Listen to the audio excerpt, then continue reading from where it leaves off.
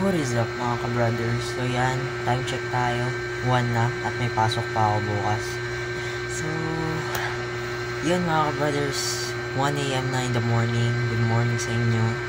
At yan, patulog pa lang ako kasi kakatapos ko lang gawin ng project ko.